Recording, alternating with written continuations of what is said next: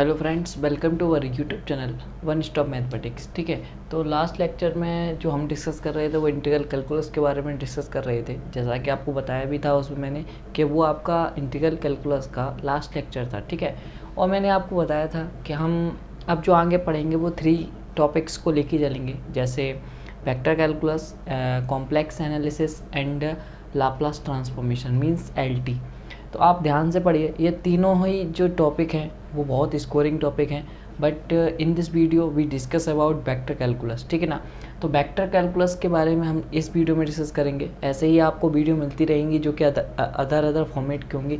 आप यदि कोर्स या अपना सिलेबस मेरे अकॉर्डिंग लिख रहे हैं तो आप ऐसा मत करिए कि आप वेक्टर की एक वीडियो के लिए फिर पेजेस छोड़ रहे हैं, ऐसा मत करिए। कुछ भी आप लगातार उसको लिखते रहिए।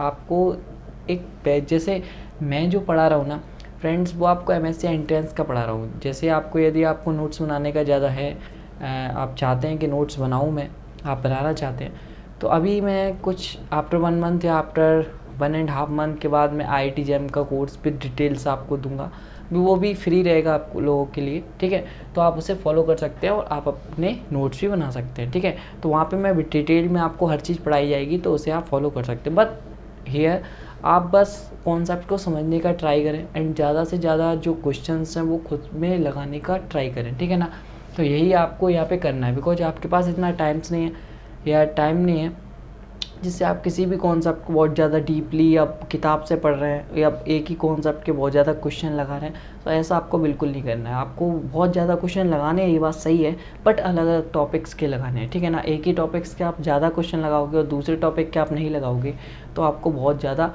सफ़र करना पड़ सकता है आपके पेपर में, जो कि MSc एंट्रेंस का होने वाला है। ठीक है ना, तो ये आपको बहुत ध्यान रखना है इस चीज़ को। तो आज हम क्या पढ़ने वाले हैं, वेक्टर कैलकुलस हमने स्टार्ट कर रहे हैं, ये पहला लेक्चर है। तो सबसे पहले आपको देखिए वेक्टर कैलकुलस की जो जान है और जो स्टार्टिंग का सबसे बेसिक है, जो सब लोग ही पूछते हैं कि वेक्टर कैलकुलस, आप जैसे किसी को बोलेंगे कि हम वेक्टर कैलकुलस पढ़ रहे हैं तो वो सबसे पहले यही पूछेगा कि what is scalar, what is vector. ठीक है ना, कि वेक्टर क्वांटिटी क्या है या वेक्टर फील्ड क्या है एंड स्केलर क्वांटिटी क्या है और स्केलर फील्ड क्या है। ठीक है ना, तो इसकी नॉलेज आपको बहुत ज़रूरी है। तो सबसे पहले हम यही सीखेंगे कि स्केलर फील्ड। तो सबसे पहले हम स्केलर फील्ड के बारे में डिस्कस करते हैं। ठीक है ना, देखिए मैं कोई आपको डेफिनेशन वगैरह नहीं लिखाऊंगा, बट आप बस कॉन्सेप्ट को समझें। मैं डेफिनेशन नहीं लिखाऊंगा, बट आपको पूरी डेफिनेशन मैं अपने मुंह से बता दूंगा कि है क्या। ठीक है ना, बट आप खुद यदि लिखना चाहते हैं तो खुद आप इतने समझदार हैं, आप बैचलर्स में हमने सारा कुछ पढ़ के आए हैं, बट हम लोग क्या कर रहे हैं यहाँ पे उसे और डिफाइन कर रहे हैं, मॉडिफाई कर रहे हैं एंड उसे आपको दोबारा रिव्यू कराया जा रहा है। ठीक है ना, हर चीज़ का ये सब आप, मैं समझ के चल रहा हूँ, ये सब आपका फिंगर टिप्स होगा, बट मैं देखिए स्टार्टिंग है तो बताना बहुत ज़रूरी रहता है इस चीज़ को। ठीक है ना, जैसे कोई आपका स्केलर फील्ड को आप डिफाइन करना है, स्केलर क्वांटिटी आप जानते हो, कोई भी स्केलर क्वांटिटी का मतलब कोई भी रियल नंबर आप ले लो वो स्केलर क्वांटिटी होती है। ठीक है, ये बात आपको पता है ना। ठीक है, तो अब आप स्केलर फील्ड आप कैसे बताओगे, तो स्केलर फील्ड क्या है, कोई एक फंक्शन है f, वो डिफाइन है, कोई भी सेट D है D2R पे। ठीक है ना, तो अब ये कैसे है, जैसे कोई फंक्शन आप ले लीजिए, कोई फंक्शन है x और y के टर्म्स में आपने लिया है, जो है x² y²। आप z भी ले लो, z के टर्म में लेना चाहते हो तो z के टर्म में भी ले सकते हो, क्यों कर लो यहाँ पे, नहीं आप कहोगे सभी को स्क्वायर ही ले लिया, तो ऐसा कोई मैंने जानबूझ के नहीं लिया, ये तो इन जनरल है। तो जैसे आप कोई टर्म, कोई भी आप एक फंक्शन लेते हो जो कि x y z के टर्म्स में है, वो इस टाइप का लिखा हुआ है। ठीक है फ्रेंड्स, ओके। आप कोई भी एक पॉइंट देख लिए, कोई भी आप एक पॉइंट चूज करिए एट 1 1 1। अब आप कहेंगे 1 1 1 क्यों ले लिया, देखिए ये सबसे सिंपलेस्ट पॉइंट है, यदि आप इसमें रखेंगे तो आपको कुछ ना कुछ तो मिलेगा ही। ठीक है ना, सबसे सिंपलेस्ट है, कोई कैलकुलेशन नहीं होती इसमें, बट आप यदि करना चाहें यहाँ पे कुछ भी रख सकते हैं। तो यहाँ पे जब आप इस पॉइंट पे इस फंक्शन की वैल्यू निकालेंगे तो क्या आएगी, 1 ही आएगी। इसीलिए मैंने लिया था, क्योंकि कैलकुलेशन 1 × 1 × 1 इज इक्वल टू 1। ठीक है ना, इसीलिए तो बट मेरा देखिए कौन, इसका ये नहीं कि इसीलिए लिया, ऐसा कुछ नहीं है मोटिव, बट आपका मोटिव जो है वो कॉन्सेप्ट सीखिए। कॉन्सेप्ट यहाँ पे क्या है कि जब भी आप कोई पॉइंट पे इस फंक्शन की वैल्यू निकालोगे वो हमेशा रियल नंबर आएगी, मतलब स्केलर क्वांटिटी आएगी। ऐसा कोई फंक्शन जिस पे आप किसी भी पॉइंट को उससे सेटिस्फाइड कराएंगे तो जो वैल्यू है वो स्केलर क्वांटिटी आए या रियल नंबर आए तो उसको कहते हैं स्केलर फील्ड। इसका मतलब जो ये आपको ये फंक्शन दिया गया है, ये कैसा फंक्शन है, स्केलर फंक्शन है, ठीक है ना। और ये कैसे किसको रिप्रेजेंट कर रहा है, ये स्केलर फील्ड को रिप्रेजेंट कर रहा है, ठीक है ना। तो ये आपको कॉन्सेप्ट समझ में आना चाहिए, बस इतना सा कॉन्सेप्ट है। यदि आप अपनी लैंग्वेज में लिखना चाहते हैं तो आप इसे लिख सकते हैं, जो मैंने बताया वही है, इतना ही कॉन्सेप्ट है। क्या है, आपको कोई एक फंक्शन है जो इस सेट से इस सेट, मान लो इस सेट में ये पॉइंट आ रहा है, इसमें आप कोई भी पॉइंट रखेंगे तो आपको एक रियल नंबर मिल जाए, तो वो जो फंक्शन होता है वो स्केलर फील्ड को रिप्रेजेंट करता है, ठीक है ना। तो बस इतना सा चीज़ है, तो आप इसे लिख सकते हैं। तो अब बात करते हैं वेक्टर। वेक्टर फील्ड क्या होता है, ठीक है ना।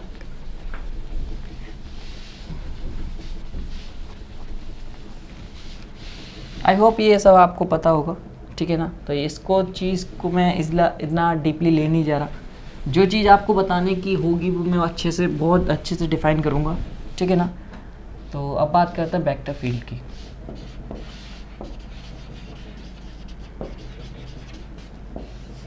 बट जिन लोगों को ये चीज़ नहीं पता थी इसलिए ये पढ़ा रहा हूँ, तो जो लोग को थोड़ा सा शायद भूल गए हो तो उन्हें थोड़ा रिव्यू हो जाए, जिनको पता है बहुत अच्छी बात है, ओके ना। वेक्टर फील्ड क्या है ये सभी जानते हैं, इसको तो लिखने की कोई ज़रूरत नहीं है।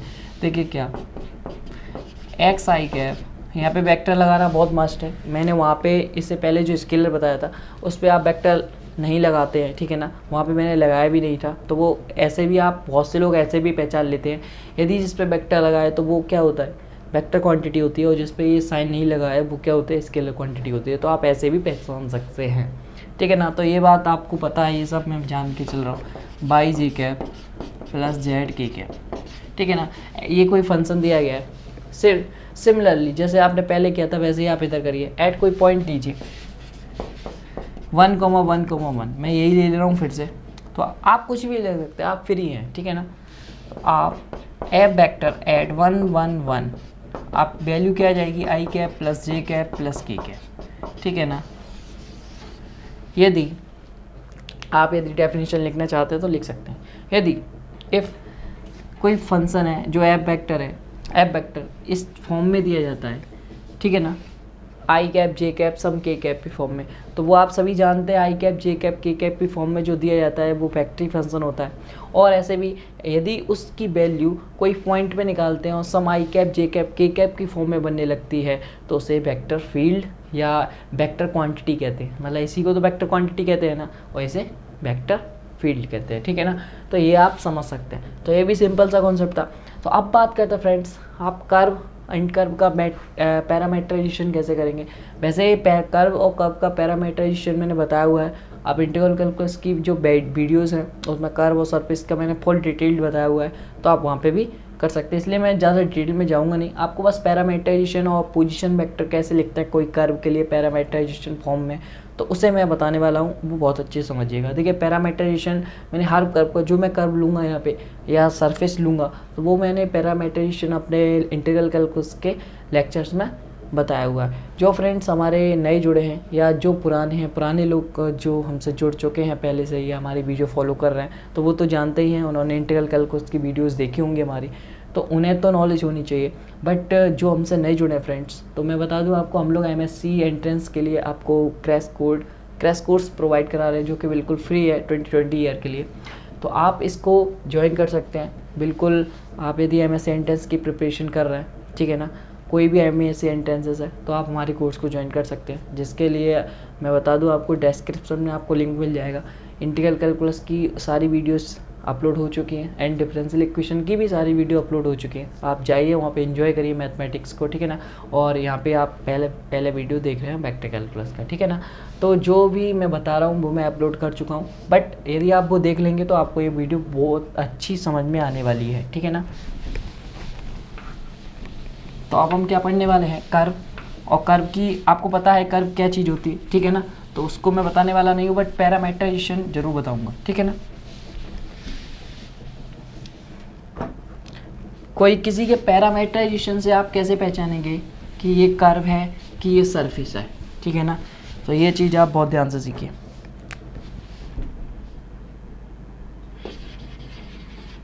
कर्व ही डाल देते हैं, ठीक है ना, कर्व ही डाल लेते हैं। देखिए जैसे पहले तो आपको ये पता होना चाहिए पोजीशन वेक्टर क्या होता है friends, means R vector. R vector क्या होता है X I cap plus Y J cap, this is for curve, ठीक है ना। आपको पता है ये कर्व के लिए होता है, तो सरफेस के लिए जेड वेक्टर के वेक्टर और जुड़ जाता है, बट हम here we about discuss about curves, okay. तो जो पोजीशन वेक्टर वो x I cap and j cap by j cap ही होगा, ठीक है ना। अब बात करते हैं यहाँ एक्स और वाई की जगह हम क्या रखें, जैसे कर्व, जैसे कर्व की बात की जाए तो कर्व का जो पैरामेट्राइजेशन होता है वो क्या होता है, एक्स बराबर some x of t and y बराबर सम वाई ऑफ टी। तो जैसे कभी भी कोई x is a function of t and y is the function of in terms of t, ठीक है ना। जैसे x है वो भी एक इंडिपेंडेंट वेरिएबल के टर्म्स में दिया गया है एंड y भी एक इंडिपेंडेंट वेरिएबल t के टर्म्स में दिया गया है, मीन्स x की वैल्यू भी t के टर्म्स में है और y की वैल्यू भी t के टर्म्स में है, ओनली t के टर्म्स में, मतलब यहाँ पे एक इंडिपेंडेंट वेरिएबल हो तो वो जो पैरामेट्रिक जो इक्वेशंस होती हैं वो कर्व की शेप को रिप्रेजेंट करती हैं, ठीक है ना। यदि कोई आप किसी भी, मान लो आपको ये पता नहीं है, कोई इक्वेशन दी गई है आपको उसका पैरामीटराइजेशन फॉर्म भी दिया गया है, मान लो आपने निकाल लिया, आपको नॉन हो, अब आपको ये नहीं समझ में आ रहा हो ये सरफेस है या कर्व है, तो आप कैसे पहचानेंगे। यदि वो उसका पैरामीटराइजेशन फॉर्म में ओनली वन इंडिपेंडेंट वेरिएबल हो लाइक टी, ठीक है ना, तो वो रिप्रेजेंट करती है कर्व को, समझ गए। एंड चलो सरफेस की बात अभी बाद में करेंगे। यदि वन इंडिपेंडेंट वेरिएबल हो तो वो किसको रिप्रेजेंट करेगी, कर्व को। अब इसका पोजीशन वेक्टर आप लिखना चाहें तो कैसे लिखेंगे, ये आर वेक्टर को आर वेक्टर लिख लीजिए, यहाँ पे एक्स ऑफ टी को एक्स ऑफ टी, एक्स की जगह यहाँ पे X of T I cap plus Y की जगह वाई ऑफ टी की जे कैप।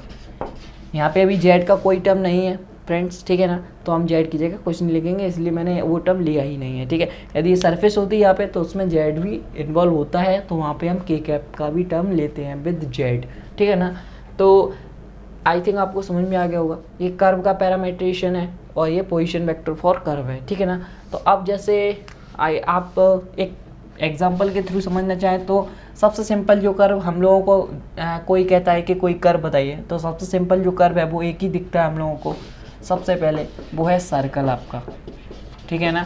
और सर्कल का पैरामीटराइजेशन फॉर्म मैंने इतनी बार बताया पूरे हर लेक्चर में, आई थिंक मैंने बताया हुआ है इसके पैरामीटराइजेशन फॉर्म सर्कल का, तो आ ही जाता है और सभी को पता होगा, ए कॉस थीटा या टी भी लिख सकते हो आप, चलिए मैंने टी में बताया तो टी लिख लीजिए एंड वाई बराबर ए साइन टी, ठीक है ना। ये सब आपको रटा होना चाहिए, ये तो चीज़ रटा होना चाहिए, ठीक है ना। अब इसका मैं रेडियस वेक्टर लिखना चाहूँ तो क्या लिखूंगा, एक्स आई cap plus Y J cap, ठीक है ना।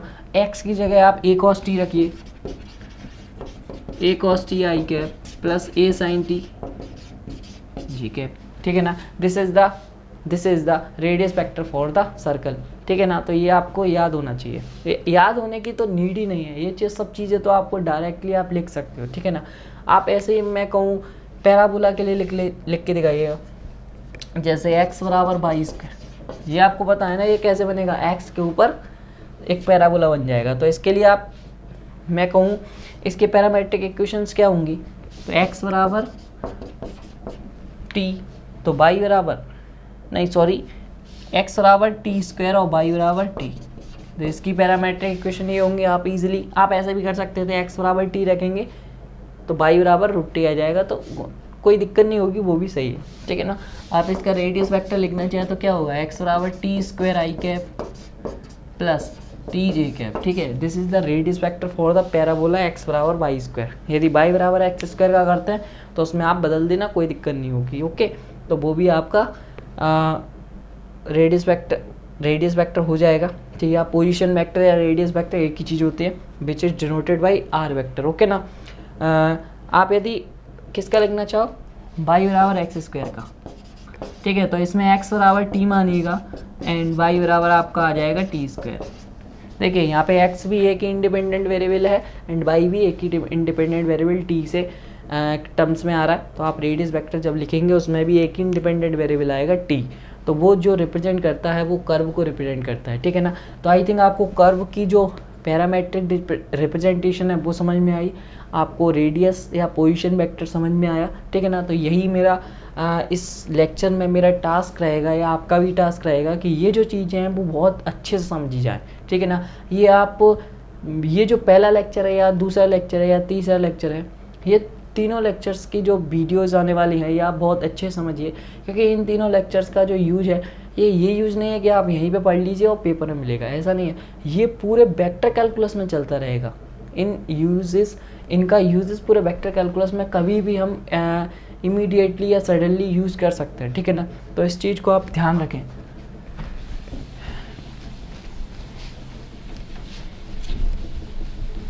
तो अब बात करते हैं सरफेस की। तो सरफेस का जैसे मैंने कर्व अभी सिखाया वैसे हम सरफेस सीखेंगे। और सरफेस जिनने सरफेस की नॉलेज नहीं है तो वो हमारे इंटीग्रल कैलकुलस के लेक्चर्स को देख सकता है। वहाँ पे बहुत सारी सरफेसेस एंड उसके पैरामीटराइजेशन बताया गया है। तो मैं यहाँ पे डिटेल में डिस्कस करने वाला हूँ नहीं फ्रेंड्स, वो मैं आपको डायरेक्टली लिखाऊंगा।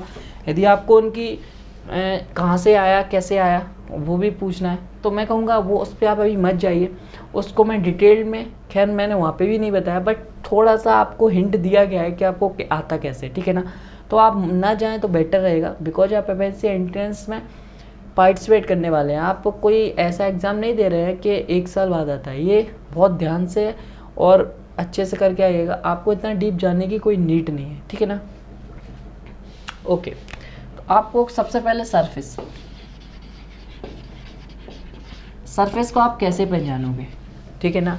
तो पोजीशन वेक्टर आपको पता है ना, इसके लिए पोजीशन वेक्टर जब लिखा जाएगा वो होगा X I cap, Y J cap and Z K cap. आप जानते हैं जो सरफेस की इक्वेशन है वो 3 वेरिएबल्स में होती है, ठीक है ना, एक्स वाई जेड। ओके, तो अब आप जैसे इसका पोजीशन वेक्टर लिखना चाहें, बट सरफेस का पैरामीटराइजेशन के लिए क्या कंडीशंस होती हैं, जैसे एक्स बराबर एक्स ऑफ यू वी कर लो जी, u into V, Y of Y U V and Z of Z U V, ठीक है ना। तो कोई आपका पैरामीटराइजेशन, यदि आप कोई पैरामीटराइजेशन ऐसा दिया गया हो जिसमें x जो हो वो u v का फंक्शन हो, y हो वो भी u v का फंक्शन हो और z हो वो भी u v का फंक्शन हो, इसका मतलब क्या है, जो x है वो 2 इंडिपेंडेंट वेरिएबल का हो, 2 इंडिपेंडेंट वेरिएबल से बना हुआ हो, y भी 2 इंडिपेंडेंट वेरिएबल का फंक्शन हो एंड z भी 2 इंडिपेंडेंट वेरिएबल का फंक्शन हो। तो मीनिंग कहने का ये है कि जो सरफेस का पैरामीटराइजेशन होता है उसमें 2 इंडिपेंडेंट वेरिएबल आते हैं। कर्व के में ओनली 1 इंडिपेंडेंट वेरिएबल था, बट जब सरफेस आ जाती है तो उसके जो पैरामीटराइजेशन करा जाता है तो उसमें 2 इंडिपेंडेंट वेरिएबल आते हैं। तो यहाँ से जब भी आपको पैरामीटराइजेशन दिया गया हो और सादा सरफेस नहीं दी गई हो तो आप कैसे पता लगाएंगे वो आपको बताया जा रहा है, ठीक है ना। यदि सरफेस दी जाती है वैसे तो आप हाल पता लगा लोगे ये सरफेस है या कर्व है, बट जब पैरामीटराइजेशन से पता लगाने की बात हो तो आप कैसे पता लगाएंगे वो मैं सिखा रहा हूँ आपको, ठीक है ना। क्योंकि वेक्टर कैलकुलस में हम सबसे ज़्यादा यूज करेंगे वो पैरामीटराइजेशन का करेंगे, बिकॉज हमें सबसे हर क्वेश्चन में हमें रेडियस वेक्टर चाहिए होगा, ठीक है ना। तो रेडियस वेक्टर के लिए हमें पैरामीटराइजेशन आना कंपलसरी है, जो कि बहुत ज़रूरी है, आपको याद होना चाहिए और निकालना आना चाहिए, ठीक है ना। तो वो सब चीज़ें फ्रेंड्स पैनिक होने की बिल्कुल नहीं है, सब आपको एक एक करके सिखाया जाएगा।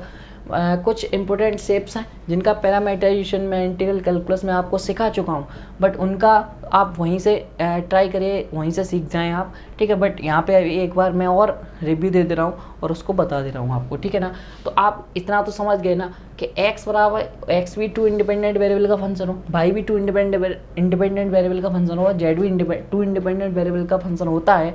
तो वो जो पैरामीट्रिक रिप्रेजेंटेशन होता है वो एक सरफेस की पैरामीट्रिक रिप्रेजेंटेशन को रिप्रेजेंट करता है, ठीक है ना। तो ये बात आपको समझ में आई, ठीक है। अब क्या करते हैं, इस एक्स की वैल्यू यहाँ पुट करिए, बाई की यहाँ पुट करिए एंड जेड की यहाँ पुट करिए, तो जो रेडियस वेक्टर आपको मिलेगा वो मिल जाएगा सरफेस का रेडियस वेक्टर या पोजीशन वेक्टर फॉर सरफेस, ठीक है ना। जब ये वैल्यू यहाँ पे पुट कर देंगे तो वो जो रेडियस वेक्टर या पोजीशन वेक्टर मिलेगा आपको वो सरफेस के लिए मिल जाएगा। ओके, तो जैसे कोई मैं सरफेस लूँ, बहुत ईजिली सी सरफेस ले ले रहा हूँ, चलिए सिलेंडर ले ले रहा हूँ,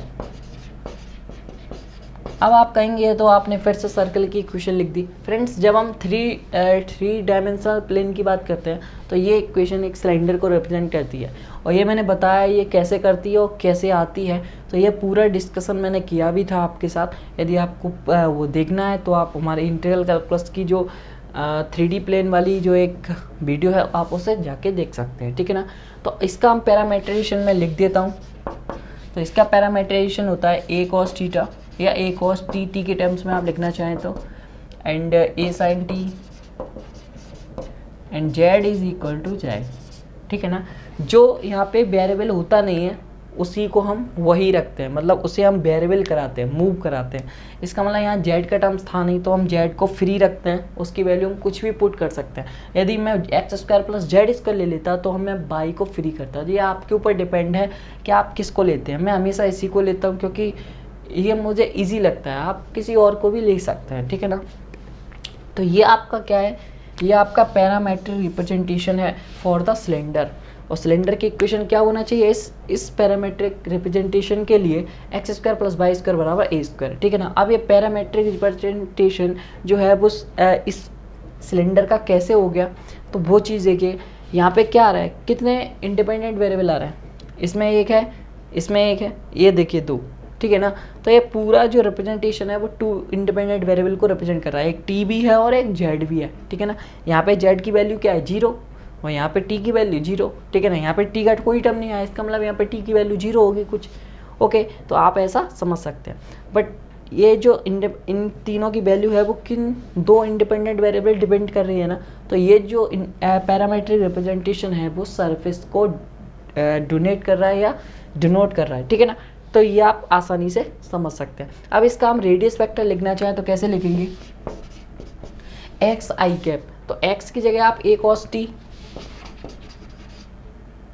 x की जगह आप क्या लिखेंगे a cos t i plus a sin t j plus और k की जगह z k, ठीक है ना। तो आपको समझ में आया ये चीज़। तो ये जो रेडियस वेक्टर है वो किसको रिप्रेजेंट कर रहा है, ये जो रेडियस वेक्टर है वो सिलेंडर, इस सिलेंडर के लिए ये रेडियस वेक्टर लिखा हुआ है, ठीक है ना। तो आप ऐसे ही और भी सरफेसेस हैं उनके लिए भी रेडियस वेक्टर लिख सकते हैं। तो आइए एक और सरफेस को ही देखते हैं। तो आप कहेंगे, अब देखिए ये आपकी चॉइस है, आप पैराबोला भी है वो भी सरफेस को रिप्रेजेंट करता है, आपका कौन है वो भी करता है, और स्फीयर है वो भी करता है। चलिए देखिए आप कौन और पैराबोलॉइड, सॉरी पैराबोला नहीं, माफ़ करिएगा, पैराबोलॉइड, ओके ना। तो पैराबोला तो 2D शेप है, मीन्स कर्व है वो। तो मैं क्या करता हूँ, देखिए स्फीयर बहुत इंपॉर्टेंट शेप है तो मैं उसका लिखा देता हूँ आपको, और आप जो पैराबोलॉइड है या कौन है तो उसे आप खुद उसका रेडियस वेक्टर लिख लेना, ठीक है ना। तो ये चीज़ आपको खुद लिखनी है। तो चलिए हम पैराबोलॉइड का लिख देते हैं और आप क्या करेंगे, आप खुद दूसरों का लिखेंगे। तो चलिए ये काम कर लेते हैं हम लोग। चलिए तो हम ये आपको होमवर्क है, आप किसका लिखेंगे, देखिए पैराबोलॉइड यदि आपको इक्वेशन नहीं पता तो वो मैं अभी लिख दे रहा हूँ, और कौन की भी इक्वेशन अभी लिख दे रहा हूँ। उन सब का आपको पैरामीट्रिक रिप्रेजेंटेशन लिखना है। ये सब सर्फेसेस हैं, ओके फ्रेंड्स, और ये बहुत इन जनरल सर्फेसेस हैं और ज़्यादातर क्वेश्चन इन्हीं के ऊपर पूछा जाएगा। ये बहुत फेमस हैं ये चारों, स्फीयर का मैं अभी बता रहा हूँ, ठीक है ना। तो सबसे पहले आप पैराबोलॉइड लिख लीजिए, जो कि आपको करना है, इसका रेडियस वेक्टर फाइंड आउट करना है। फिर अब मैं कौन भी लिख दे रहा हूँ और फिर मैं स्फीयर की बात करता हूँ। तो पैराबोलॉइड जो होता है वो आपका एक पैराबोला टाइप का होता है। आप इसे याद करने का तरीका देखो मेरा कैसा है। यहाँ पे z है, z बराबर x² + y², तो this represent the parabola, because यदि आप y को 0 रखो तो z बराबर x², एक पैराबोला मिलेगा। तो इससे आप ऐसे याद कर सकते हो, ठीक है ना। यहाँ पे कौन जो होता है वो 2 स्ट्रेट लाइन ऐसे बना होता है, तो स्ट्रेट लाइन रिप्रेजेंट करता है, इसका स्क्वायर करोगे तो x का स्क्वायर x जो z बराबर x है, इसका मतलब ये अंडर रूट में आएगा, ठीक है ना। तो ये मेरा स्टाइल है याद करने का, आप भी इसे कभी भी नहीं भूलेंगे।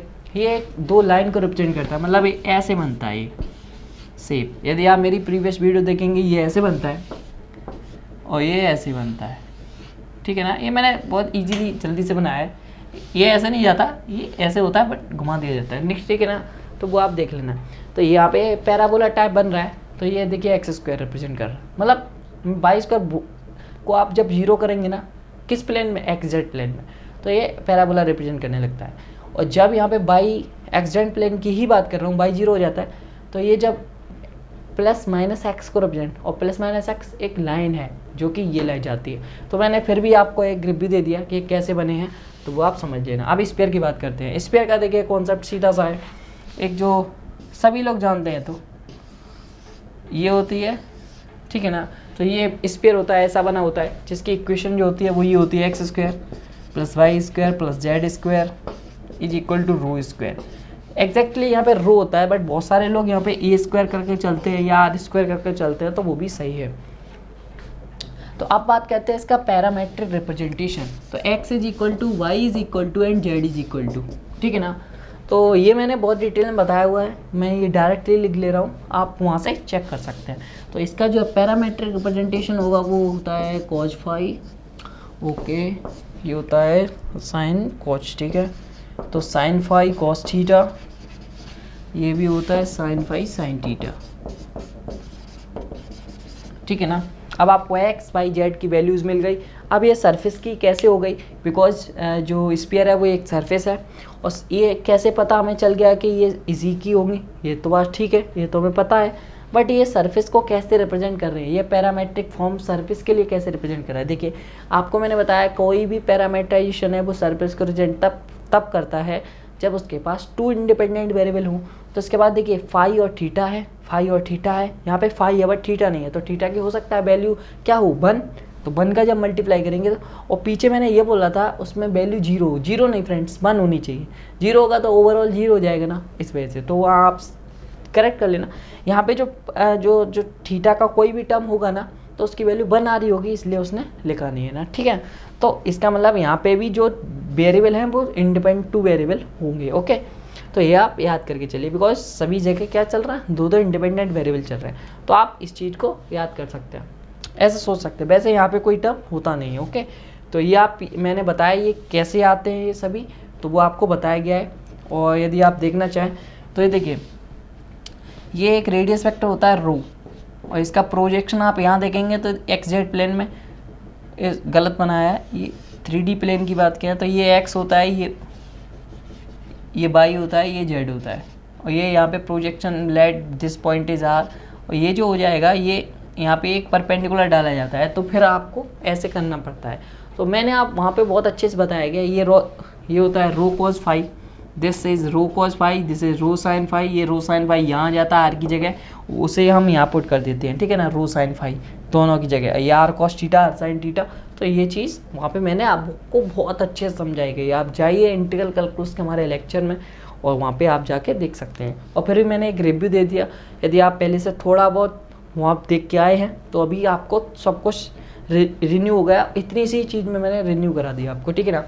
और आपको अभी भी कुछ समझ में नहीं आया तो उसके लिए सॉरी कहूँगा फ्रेंड्स, क्योंकि जिन्होंने ये पढ़ा वो देख के आए हैं तो उन्हें तुरंत समझ में आ गया होगा मैं क्या कह रहा हूँ, बट जिन्होंने नहीं देखा है उन्हें यहाँ पे कुछ समझ में नहीं आया होगा, ठीक है। बट ये आपको आई थिंक मैंने बहुत अच्छे से समझा दिया, अब इसका आप रेडियस वेक्टर आसानी से लिख सकते हैं, ठीक है ना। तो आई थिंक मैंने बहुत अच्छे से आपको बता दिया। मैंने आपको क्या बताया, scalar field, vector field, curve, surface. अब मैं बात करता हूँ लेवल कर्व और लेवल सरफेस क्या होता है, जिसका कॉन्सेप्ट आगे जाके बहुत यूज होगा।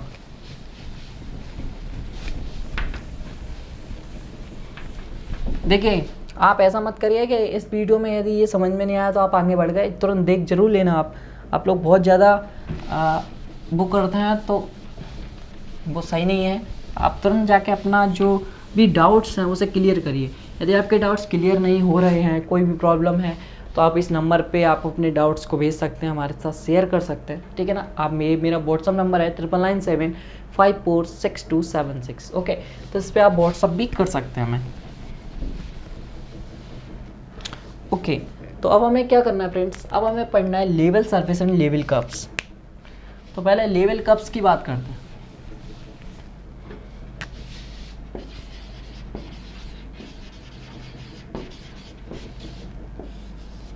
लेवल कर्व्स क्या होता है, कुछ नहीं है, कोई भी जो कर्व्स होगा वो टू वेरिएबल होगा, तो कोई भी जो इक्वेशन है वो टू वेरिएबल होता है, वो किसी कांस्टेंट के इक्वल कर दी जाए तो ये जो चीज़ है, ये जो रिप्रेजेंट करती है वही लेवल कर्व्स होता है। तो इट रिप्रेजेंट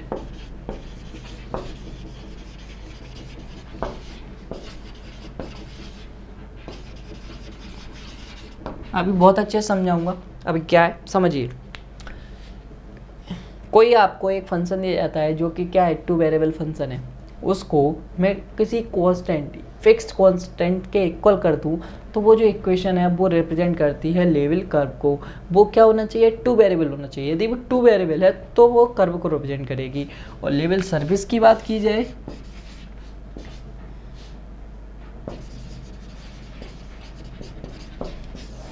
यदि वो थ्री वेरिएबल है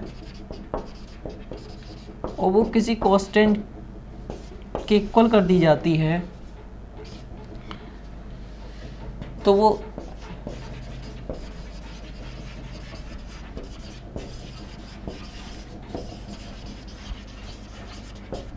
लेवल सरफेस को रिप्रेजेंट करती है, ठीक है ना। जैसे एफ भी है थ्री वेरिएबल फंक्शन, ठीक है ना, like F of X Y Z. Okay, यदि हम इसको फिक्स्ड कांस्टेंट सी के इक्वल कर दें तो ये जो रिप्रेजेंट करेगी, it is denoted by level surface, ठीक है ना। If f is a two variable function and if we put it is equal to the any constant c then it represent a level curve, ठीक है ना। तो ये आप दोनों डेफिनेशन लिख सकते हैं, सिंपल सा कॉन्सेप्ट है। जैसे दोनों के ऊपर एक एग्जांपल है तो क्या होगा, जैसे ये होता है y बराबर एक्स स्क्वायर होता है फ्रेंड्स, ठीक है ना। ये टू वेरिएबल फंक्शन है, मैं इसको इधर ले आऊँ y माइनस एक्स स्क्वायर कर लूँ और इसको जीरो कर देता हूँ तो ये आपकी लेवल कर्व हो जाएगा फॉर पैराबोला, ठीक है ना। This represent the level curve for parabola. तो ये आपको समझ में आना चाहिए, because zero is a constant, zero is a constant term. ऐसे ही आप इसको आप कर सकते हैं, जैसे स्फीयर आप ले लें,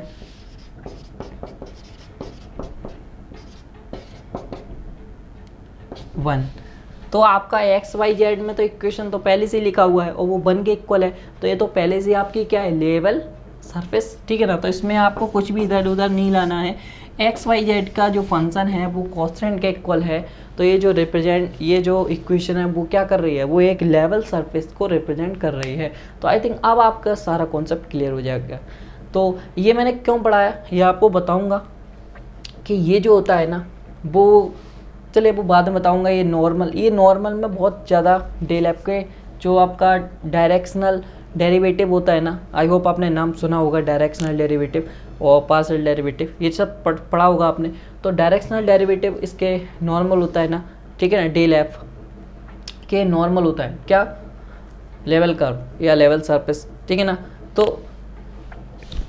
तो आप इस चीज़ को जब मैं आऊँगा तब उसे पढ़ाऊँगा। ये चीज़ ये इम्पोर्टेंट है और हो सकता है कि इसके ऊपर छोटा सा नोट आ जाए, कोई टिक मार्क आ जाए, तो उसके लिए भी ये इम्पोर्टेंट हो सकता है फ्रेंड्स, इसलिए मैंने इसे पढ़ा है। अब बात करते हैं friends smooth curve. Smooth curve क्या होता है तो उसे आप समझिए।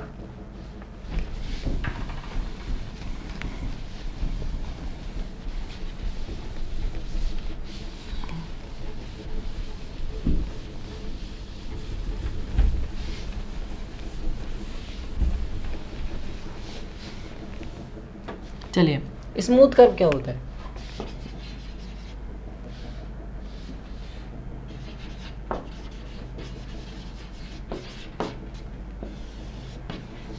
स्मूथ कर्व होता क्या है, देखिए आपने आर ऑफ एक्स तो पढ़ा, आर वेक्टर तो पढ़ लिया ना फ्रेंड्स, एक्स आई cap plus Y J cap plus Z K cap.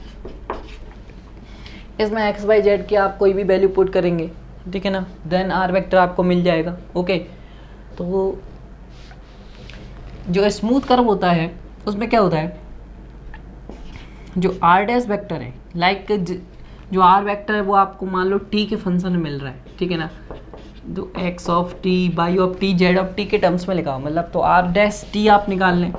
ये जो होना चाहिए वो कंटिन्यूस होना चाहिए, R S T is continuous and modulus of R dash T is non zero.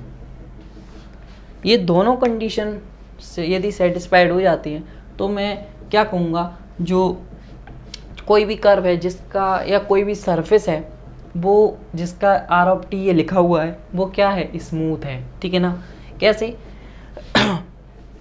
ये आर ऑफ, देखिए कोई भी कर्व और सरफेस है जिसका आर ऑफ टी मैंने अभी लिखना सिखाया आपको, ठीक है ना। आप आर ऑफ टी लिख लेंगे। अब वो आपको, जैसे मैं स्टोक थ्योरम की बात की जाए या ग्रीन्स थ्योरम की बात की जाए, तो वहाँ पे स्मूथनेस, स्मूथ जो शब्द आता है वो बहुत इंपॉर्टेंट जो बिहेवियर, जो बहुत इंपॉर्टेंट रोल प्ले करता है। ठीक है ना। तो उसके लिए ये बहुत इंपॉर्टेंट चीज़ है और इस पर आप स्टार बना लीजिए बहुत सारे, कि ये जो चीज़ है ना स्मूथ कर्व या स्मूथ सरफेस, ठीक है। मैं यहाँ पे कर्व की बात कर रहा हूँ या स्मूथ सरफेस की बात कर रहा हूँ, तो यहाँ पे कर्व है तो फिर जेड ये हटा देना आप, ठीक है ना। ये आप फिर लगा लेना। कर्व की बात की जाती है तो यहाँ पे फिर आप देख लेना अपने हिसाब से, यदि होगा तो लगाना, नहीं होगा तो फिर उसको हटा देना। तो ये आप देखते रहिए। तो क्या करना आपको, बेसिकली उससे हमें कोई मतलब नहीं है। आर ऑफ टी आपका कोई भी चीज़ दी गई है उसका आर ऑफ टी आपको लिखना आता है, सिखाया गया है। आर ऑफ टी आपको दिया गया है तो स्मूथ होने के लिए उसको क्या कंडीशन आपको सेटिस्फाइड करनी पड़ेगी कि जो इसका जो फर्स्ट डेरिवेटिव है वो क्या होना चाहिए, कॉन्टिन्यूस होना चाहिए। इसके लिए ये चीज़ अभी आप थोड़ा याद कर लीजिए, जब इसकी बारी आएगी तो वो बताऊंगा कि ये कॉन्टिन्यूस क्यों होना चाहिए और ये नॉन जीरो क्यों होना चाहिए। ठीक है ना। तो फर्स्ट डेरिवेटिव कॉन्टिन्यूस होना चाहिए और इसका जो मॉडुलस है वो नॉन जीरो होना चाहिए। तो ये दोनों जब कंडीशन सेटिस्फाइड होती हैं तो वो क्या रिप्रेजेंट करता है, वो स्मूथ कर्व रिप्रेजेंट करता है। ठीक है ना। कोई चीज़ स्मूथ है या स्मूथ सरफेस रिप्रेजेंट करेगा। ओके। तो आई होप आज की वीडियो को इतना ही रखते हैं फ्रेंड्स। एंड जो नेक्स्ट लेक्चर है उसमें हम डिस्कस करेंगे वेक्टर अलजेब्रा को। ठीक है ना। तो उसमें हम क्या पढ़ेंगे, डॉट प्रोडक्ट क्या होता है, आपका डॉट प्रोडक्ट क्या होता है, और क्रॉस प्रोडक्ट क्या होता है, triple product, vector triple product, scalar triple product और लिमिट, कॉन्टिन्यूटी, ऐसे ही चीज़ें डिस्कस करेंगे। ठीक है। तो यदि आज की वीडियो आपको पसंद आई हो तो लाइक करिए, शेयर करिए एंड सब्सक्राइब करिए हमारे चैनल को, बिकॉज यदि आप नए हमसे जुड़ें तो चैनल को सब्सक्राइब जरूर कर लीजिए फ्रेंड्स। ठीक है ना। क्योंकि चैनल आपका है और इसे आपको ही पढ़ाना है। ओके। तो थैंक्स फॉर वॉचिंग एंड मिलते हैं नेक्स्ट वीडियो में। तब तक के लिए धन्यवाद।